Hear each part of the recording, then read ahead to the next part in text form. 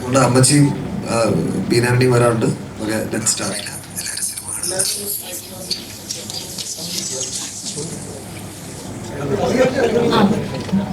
Hello everyone, thank you for coming. എൻ്റെ പേര് ഫർസാന പാലത്തിങ്കൽ. എല്ലാവരും പാലത്തിങ്കൽ എന്നാണ് പറയുന്നത്, but it's actually Palathingal. Very nice to meet you all.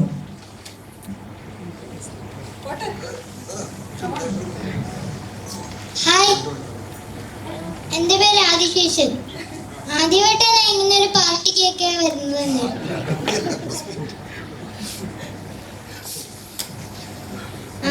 എനിക്ക് ഒത്തിരി ആഗ്രഹം ഉണ്ടായിരുന്നു സിനിമ അഭിനയിക്കാൻ. ഞാൻ ഇതിനു മുൻപ് ഒരു ഷോർട്ട് ഫിലിം അഭിനയിച്ച് അത് എണിച്ചിട്ടാ കണ്ട് അതിൻ്റെ ഒരു റീൽസ് കണ്ട് എന്നെ വിളിച്ചത് ഇങ്ങോട്ട്. ഹായ്, എൻ്റെ പേര് സിനാൻ. ഇതെൻ്റെ ഫസ്റ്റ് ഫിലിമാണ്. അപ്പോൾ ഇതിലോട്ട് എന്നെ അഭിനയിക്കാൻ കാണിച്ചതിന് താങ്ക് യു. ഹായ്, അജയൻ ചാശ്ശേരി. വളരെ സന്തോഷം വീണ്ടും മഞ്ഞുമലിന് ശേഷം നിങ്ങളുടെ മുന്നിലൊക്കെ വന്നിരിക്കാൻ പറ്റിയത്. ഞങ്ങൾക്കും വളരെ സന്തോഷമാണ്. വളരെ എല്ലാ സ്ഥലത്തു നിന്നും വളരെ സന്തോഷമുള്ള റിപ്പോർട്ടുകളാണ് വരുന്നുകൊണ്ടിരിക്കുന്നത്. നമ്മളെ എല്ലാ ആളുകളും വിളിക്കുന്നുണ്ട്. എന്നാലും വളരെ സന്തോഷത്തോടു കൂടി നിങ്ങൾ മുന്നിൽ ഇരിക്കാൻ പറ്റുന്നതിന് വളരെ ഭാഗ്യം. Hello everyone, I'm Shailaja. I would just like to thank all of you for coming here to hear us, and it's a matter of great pride for us to be associated with Chidambaram and this wonderful film and to produce it. So thank you everyone. Hi, എൻ്റെ പേര് സാന്ദ്ര ചന്ദ്രൻ. ഇതും എൻ്റെ first ഫിലിമാണ്. അപ്പോൾ എല്ലാവർക്കും thank you. Hello, എൻ്റെ പേര് ടൊവിനോ തോമസ്. ഇതെൻ്റെ ആദ്യത്തെ സിനിമയാണ് ചിദംബരത്തിൻ്റെ ഒപ്പം. ഇപ്പടത്തിലേക്ക് എന്നെ വിളിച്ചത് ഗണമല്ല, പക്ഷെ പറഞ്ഞു വിട്ടത് ഗണമാണ്. ജിത്തും കൂടെയാണ് വിളിച്ചത്. അപ്പോൾ എനിക്ക് ഭയങ്കര കേട്ടപ്പോൾ തന്നെ ഭയങ്കരമായിട്ട് ഇഷ്ടപ്പെട്ട ഓൺ ദ സ്പോട്ട് യെസ് പറഞ്ഞ ക്യാരക്ടറാണ്.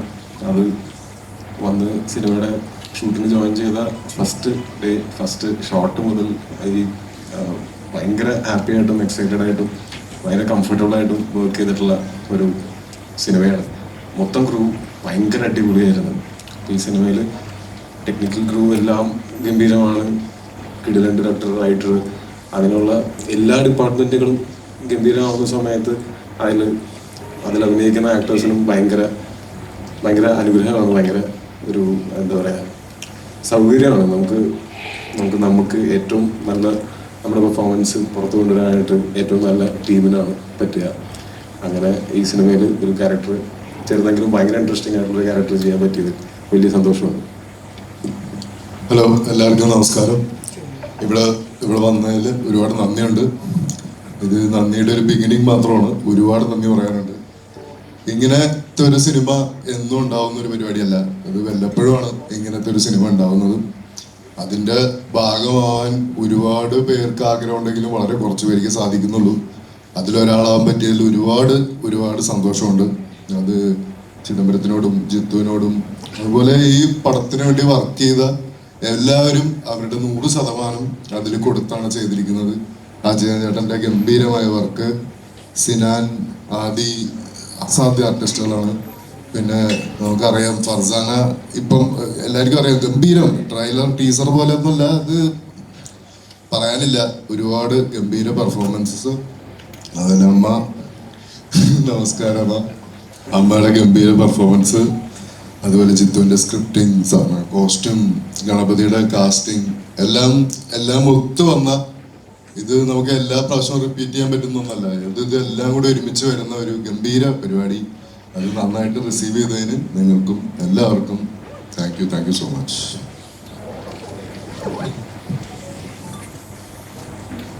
എല്ലാവർക്കും നമസ്കാരം. എൻ്റെ പേര് സ്വപ്ന. എൻ്റെ ആദ്യത്തെ പടമാണ് കോസ്റ്റ്യൂം ഡിസൈനറായിട്ട്. എനിക്ക് ആദ്യം നന്ദി പറയാനുള്ളത് ചിദംബരത്തിനാണ്. Thank you for the trust. ഇത്രയും ഇങ്ങനത്തെ ഒരു ഫിലിം ആദ്യമായിട്ട് ചെയ്യുന്ന ഒരാളുടെ കയ്യിൽ ഏൽപ്പിക്കുക എന്ന് പറയുന്നത്. And thank you. നമസ്കാരം എല്ലാവരും. ക്ഷണം അനുസരിച്ച് വന്നതിൽ നന്ദി. ആദ്യമായിട്ടാണ് അഭിനയമല്ലാതെ ഫുള്ളി ടെക്നിക്കൽ സൈഡിൽ ഇവരുടെ വർക്ക് ചെയ്യാൻ സാധിച്ചൊരു സിനിമയാണ് ബാലൻ.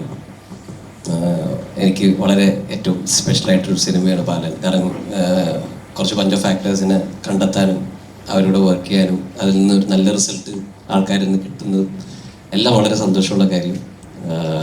Thank you. അമ്മൂമ്മയ്ക്ക് കൊടുക്കാം. ഉമ്മ. നമസ്കാരം. എൻ്റെ പേര് ഡോളി, വീട് തൃശ്ശൂരാണ്.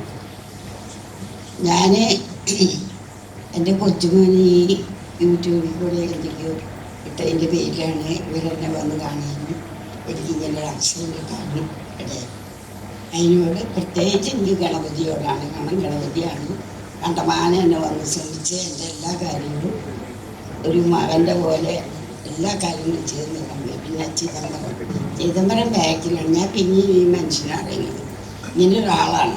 പിന്നെ എൻ്റെ പേരക്കുട്ടി അവനാണ് എന്നെ ഇതിലേക്ക് നയിച്ചത്. കണ്ടമാനം കഷ്ടപ്പാട് അവനാണ് അനുഭവിച്ചത്. എല്ലാവരുടെ ചീത്തയും തെറിയത് കേട്ടാലും വീട്ടിൽ വരെ ഇറക്കി വിടാൻ തയ്യാറായില്ല. പക്ഷേ എല്ലാവരും ഉപരി എനിക്ക് ഇങ്ങനെ ഒരു സ്ഥാനം ഇവരുടെ എല്ലാവരുടെ സഹായ സഹകരണങ്ങളും സ്നേഹങ്ങളും കിട്ടി. ഇതുവരെ എന്നെ കാത്തു എൻ്റെ എല്ലാ കാര്യങ്ങളും നടത്തുന്ന എല്ലാ മക്കളോടും നന്ദി രേഖപ്പെടുത്തുന്നു.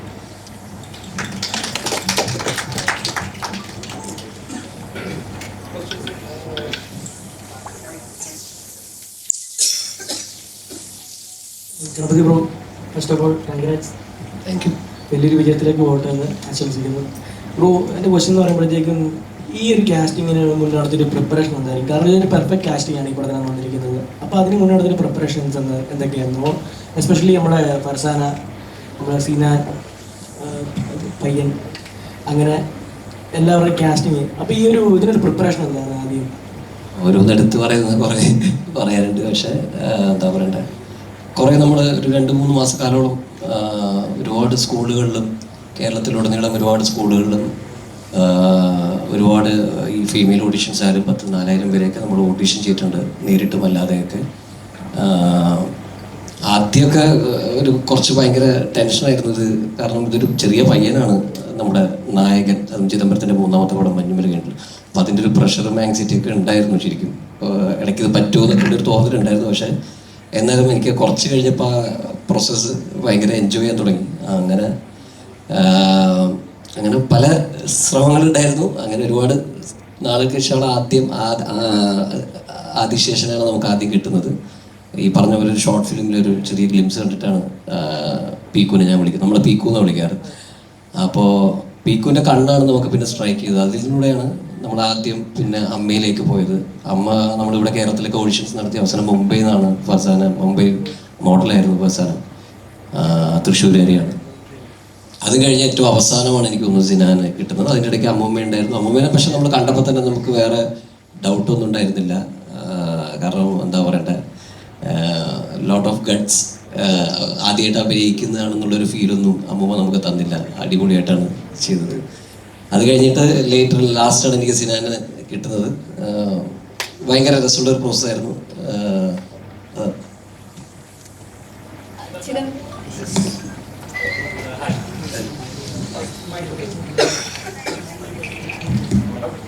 മൈക്ക് കൊടുക്കും.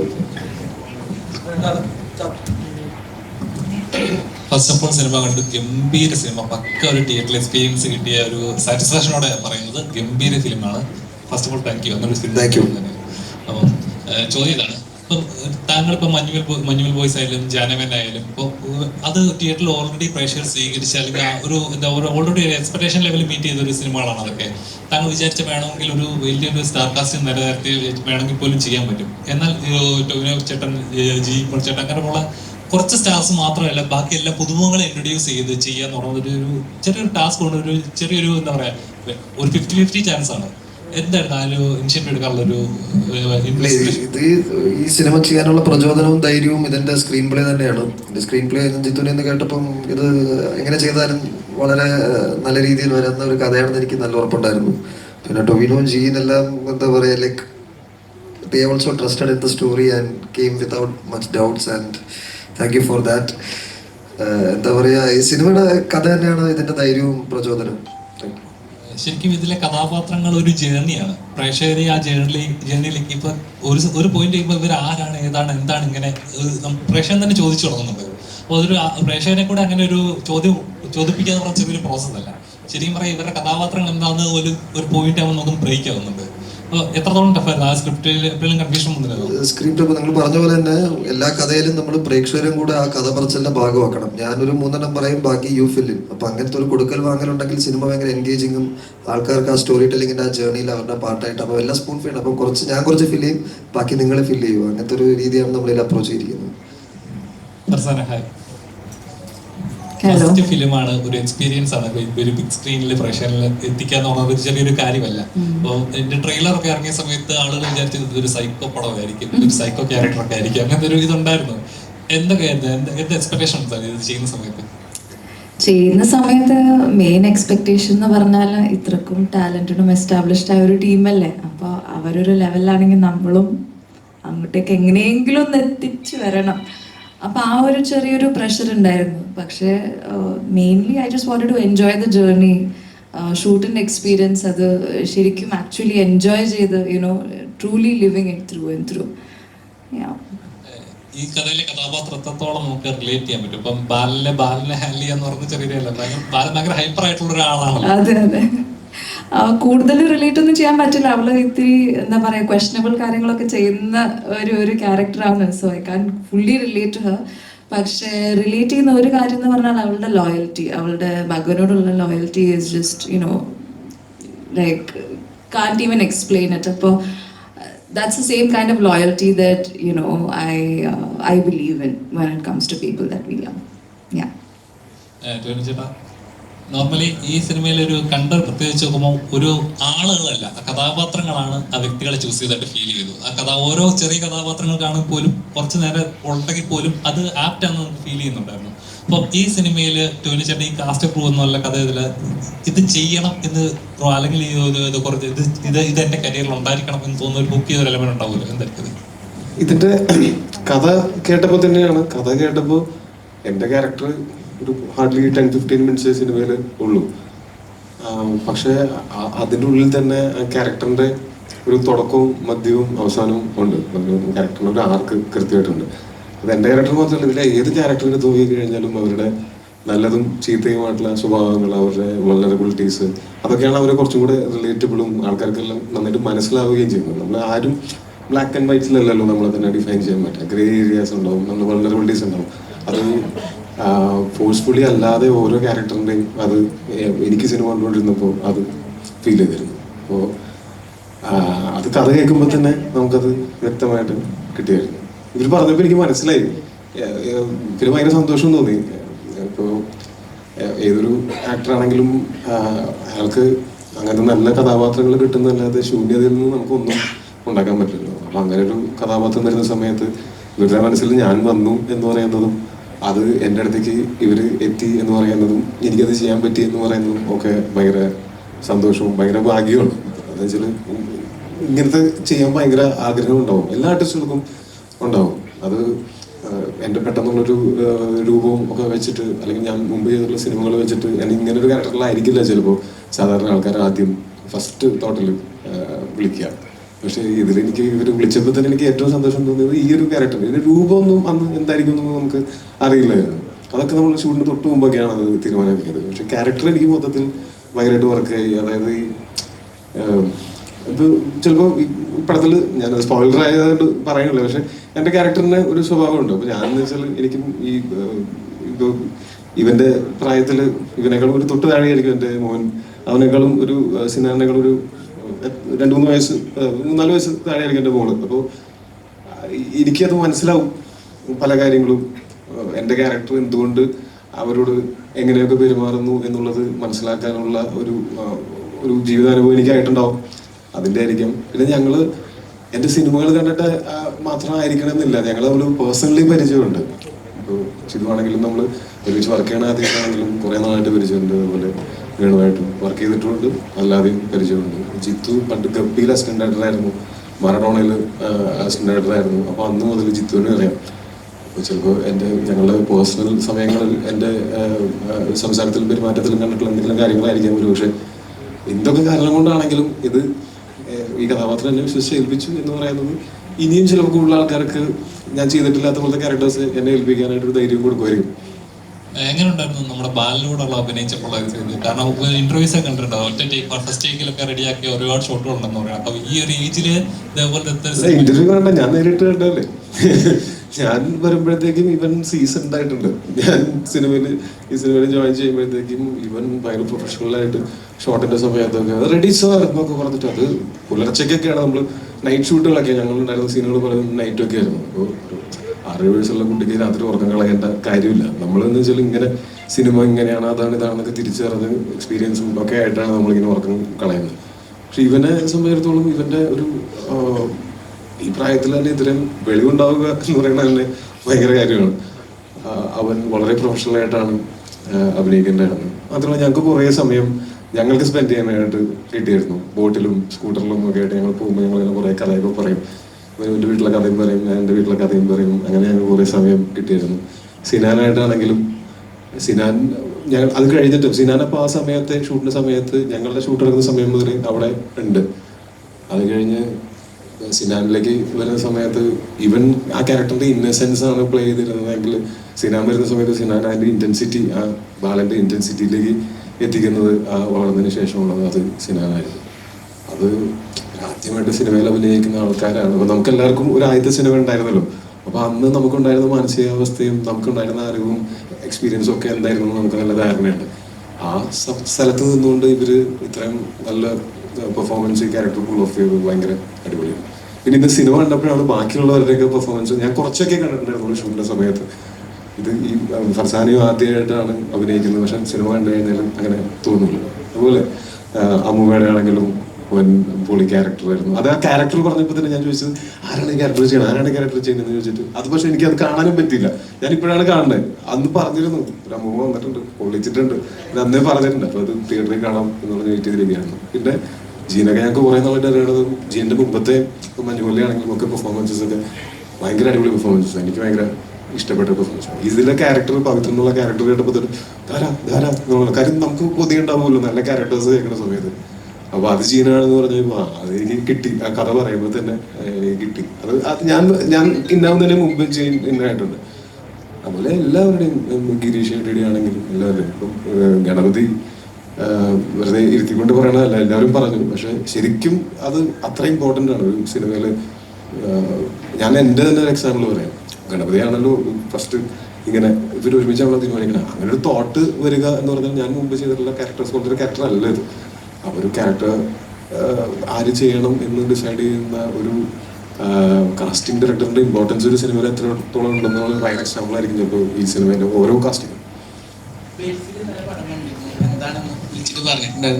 ഇന്നലെ രാത്രി വിളിച്ചിട്ട് പടം കഴിഞ്ഞ് വിളിച്ചിട്ട് അവൻ കുറേ നേരം ഞങ്ങൾ സംസാരിച്ചിരുന്നു. ഒരു പടവും ഭയങ്കര ഇഷ്ടമായി, എൻ്റെ പെർഫോമൻസും ഭയങ്കര അവന് ഭയങ്കരമായിട്ട് ഇതുവരെ കണ്ടിട്ടില്ലാത്ത പോലെ എന്നൊക്കെ അവരും പറഞ്ഞു. ഭയങ്കര അടിപൊളിയാണ്, സന്തോഷമാണ്. ലാൽ സാർ ഇന്ന് പടം കണ്ടിട്ടുണ്ടായിരുന്നു, പറഞ്ഞിട്ടുണ്ടായിരുന്നു, എന്താണ് പറഞ്ഞത്? ഓ നല്ല രസമുണ്ടെന്ന് പറഞ്ഞു, ഭയങ്കര അടിപൊളിയായിട്ടുണ്ടെന്ന് പറഞ്ഞു. 1-2 സ്ഥലത്ത് അത്ര പോരാ, അതത്ര ശരിയായില്ല, അങ്ങനെ ശ്വാസം വലിക്കേണ്ടായിരുന്നൊക്കെ പറഞ്ഞു. പക്ഷെ നല്ല രസമായിട്ട് തന്നെ എടുക്കുന്നത്. പക്ഷെ ഭയങ്കര ഹാപ്പിയാണ്, ഭയങ്കര ഇഷ്ടപ്പെട്ടു. നോർമലി മലയാള സിനിമകളെ വ്യത്യസ്തമാക്കുന്ന ഇതേപോലത്തുള്ള ചിത്രങ്ങൾ വരുമ്പോഴാണ്, അല്ലെങ്കിൽ പ്രേക്ഷകൻ ആ സിനിമയോട് യാത്ര ചെയ്യുമ്പോഴാണ് ആ സിനിമ എപ്പോഴും അതിന് ജീവൻ ഉണ്ടാകുന്നത്. പ്രീതരൻ സാർ സിനിമ കണ്ടിട്ട് ഇന്ത്യൻ സിനിമയിൽ മാർക്ക് ചെയ്യപ്പെടുന്ന ഒരു സിനിമയാകും ഈ സിനിമ എന്ന് പറയുമ്പോൾ ബാലൻ സിനിമ ഒരു ലെജൻഡ് തരുന്നൊരു സിഗ്നേച്ചറാണത്. അപ്പോൾ എങ്ങനെ ഉണ്ടായിരുന്നു അതുപോലെ ഒരു ലെജൻഡിന്റെ ഒരു റിമാർക്ക് കേട്ടപ്പോൾ? ഓഫ് കോഴ്സ് ഭയങ്കര സന്തോഷമായിരുന്നു. പ്രിയൻ സാറിന്റെ ആ വാക്ക് റിയലി ഹെൽപ്ഡ് അസ്. അപ്പം കുറെ ആൾക്കാർക്ക് സിനിമ കാണാനും എല്ലാം അതൊരു എന്താ പറയുക ഒരു മോട്ടിവേഷനായി. ആൻഡ് അങ്ങനത്തെ പ്രശംസകൾ ആക്ച്വലി ഭാരിച്ച ഉത്തരവാദിത്തങ്ങളോടാണ് തരുന്നത്. അപ്പം എപ്പോഴും അത് നമ്മൾ ഡെലിവർ ചെയ്യാൻ ശ്രമിച്ചുകൊണ്ടേയിരിക്കും. ചിദംബരത്തിനെ സംബന്ധിച്ച് സിനിമ എങ്ങനെയാണ് മൂവി, അതായത് നമുക്ക് എല്ലാവർക്കും ഒരു സിനിമ ഉണ്ടാവില്ല, ഒരു പെർസ്പെക്റ്റീവ് ഉണ്ടാവില്ല, ഇതാണ് സിനിമ, അല്ലെങ്കിൽ താങ്കളെ ഇൻസ്പയർ ചെയ്യുന്ന ഒരു സിനിമ എന്തായിരിക്കും, അല്ലെങ്കിൽ എന്താണ് താങ്കളെ സിനിമ ചെയ്യാൻ ഇൻസ്പയർ ചെയ്യിക്കുന്നത്? അങ്ങനെയല്ല, എല്ലാ സിനിമയും യുണീക്കാണ്, എല്ലാ സിനിമയും സ്പെഷ്യലാണ്. അപ്പം ചില കഥകൾ പറയണം, some stories has to be told, it has to be heard. അപ്പം അങ്ങനെയൊക്കെയാണ് നമ്മൾ സിനിമയിലൊക്കെ അറിവ് ചെയ്യുന്നത്. ഇതാണ്, ഇത് ചെയ്യാം, ഇതൊരു നല്ല സിനിമയായിരിക്കും എന്നുള്ളത്. പിന്നെ കഥ തന്നെയാണ് അതിൻ്റെ. പിന്നെ എല്ലാം പിന്നെ കാണാത്ത സിനിമ ചെയ്യുകയാണെങ്കിൽ അത്രയും ബെറ്റർ. നമ്മൾ ഇതുവരെ കാണാത്തൊരു കഥയും കാണാത്തൊരു ലോകമാണ് കൊടുക്കുന്നതെങ്കിൽ അത്രയും ബെറ്റർ. സിനിമയിൽ എന്ന് പറഞ്ഞാൽ കാസ്റ്റിംഗ് ഭയങ്കര ഇമ്പോർട്ടൻ്റ് ആണ്. അപ്പോൾ ഈ രണ്ട് കുട്ടികളെ കണ്ടപ്പോൾ ശരിക്കും രണ്ടും ഒരേപോലെ ഉണ്ട് തിയേറ്ററിൽ കാണുന്ന സമയത്ത്.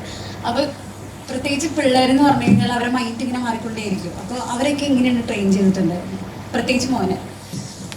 അവന് ആക്ച്വലി ചെറുതിന് ആദ്യം എനിക്ക് തോന്നിയത് അവൻ ഡയലോഗൊക്കെ ഭയങ്കര പെട്ടെന്ന് ക്യാച്ച് ചെയ്തിട്ട് പറയും. നമുക്കായാലും ചില സമയത്ത് ഞാനൊക്കെ അഭിനയിച്ച ചെറുപ്പത്തിൽ അഭിനയിക്കും, ഡയലോഗ്സ് പെട്ടെന്ന് മെമ്മറി ചെയ്ത് പറയാന്ന് പറഞ്ഞത് കുറച്ച് ബുദ്ധിമുട്ടുള്ള കാര്യമാണ്. അതൊക്കെ അവന് ഭയങ്കര ഈസി ആയിട്ട് തന്നെ ക്യാരി ചെയ്തു.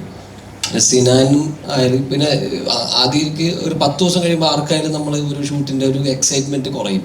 ആ സമയത്ത് അവന് കുറഞ്ഞിട്ടുണ്ടായിരുന്നു. പക്ഷെ എന്നാലും അവനെ മോട്ടിവേറ്റ് ചെയ്ത് എടുക്കുമ്പോൾ അവൻ വളരെ തിരിച്ച് ക്യാച്ചപ്പ് ചെയ്തിട്ട് അവന് പനിയുള്ളൊരു ദിവസം ഉണ്ടായിരുന്നു, ഭയങ്കര പനിച്ച് കിടന്നു. നമുക്ക് തന്നെ അവസാനം സങ്കടമൊന്നും വരും. രാത്രി 2:30 ആ സീൻ എന്തായാലും അന്ന് എടുത്തേ പറ്റുള്ളൂ. പക്ഷെ അവൻ വളരെ എന്താ പറയേണ്ടത് അടിപൊളിയായിട്ട് അവൻ നമ്മളോട് സഹകരിച്ച് ചെയ്തു.